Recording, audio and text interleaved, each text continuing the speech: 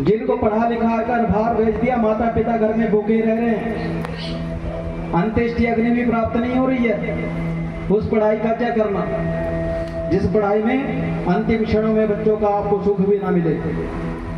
इसलिए अपने संस्कार दो, अपनी सभ्यता दो। ये दूसरे की पद्धति को ले लेकर आप क्या साबित कर रहे हैं भाई? आज तो हमने देखा, कहीं देखा कि देखो, मैं बता रहा हूँ कि हमारी शायद कैसी बुद्धि भ्रमित हो गई है कि जब भगवान भागवत महापुराण की कथा हो रही है और चौथे दिन में भगवान कृष्ण का जन्म हो रहा है, तो वहां भी केक काटे जा रहे हैं भाई। अब इसमें हमारी संस्कृति कहाँ, संस्कृति की कैसे रक्षा होगी? और खूब वही शब्दों का उच्चारण किया जाता है, हैप्पी बर्थडे टू यू। क्यों कर रहे हैं ये? ऐसे बने धर्मगुरु हैं, लेकिन वो धर्मगुरु कौन है? जिनको नौकरी चाकरी नहीं लगी और बाद में कहीं व्यवसाय नहीं चला, काम नहीं चला, तो उन्होंने ये धर्म को अपनाकर अपनी दुकानदारी चलाना शुरू कर दी। तो इसलिए अपनी संस्कृति को बचाना चाहिए, तो बच्चों को आशीर्वाद देना चाहिए। अच्छा बताओगे, देखो आपका तो दायित्व है, अगर वो स्कूल में पढ़ाई कर रहे हैं तो घर में उसको संस्कार की पढ़ाई दो भाई। माता पिता तो दे सकते हैं ना कि बड़ों का चरणों का स्पर्श करो भाई। जब जन्मदिन हो तो आप जन्मदिन की पूजा करो, नवग्रह की पूजा करो, यज्ञ करो।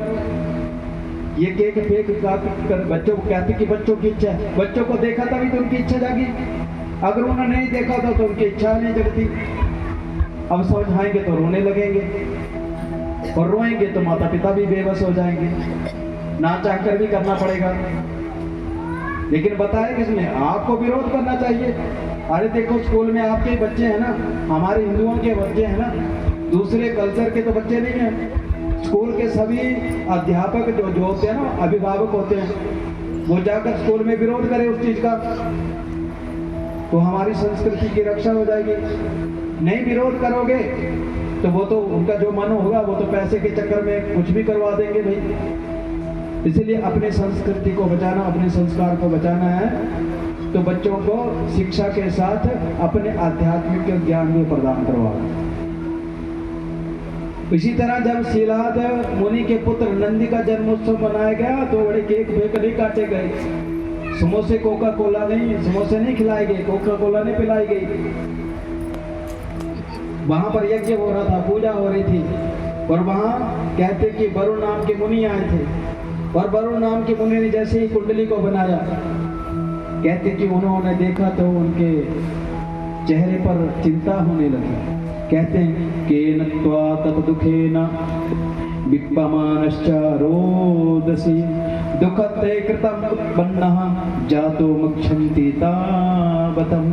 कहते हैं कि बड़े दुख की बात है। जैसे ही शीलाद मुनि के पुत्र नंदी की कुंडली को बनाया गया, देखा गया, तो कहते कि मुनि के मुख में चिंता सताने